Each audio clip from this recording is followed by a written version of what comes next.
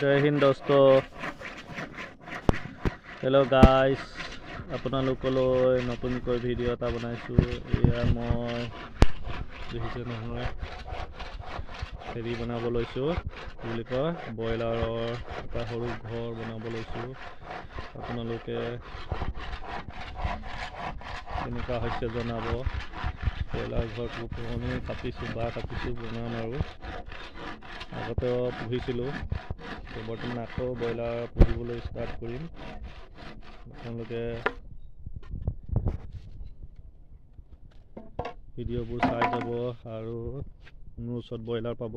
পিছত কিছুদিনৰ পাছত, 1-1.5 মাহ পাছত আপোনালোকে আহিব নেকি বিনি, ব্ৰইলাৰ ফাৰ্ম বনাম ন।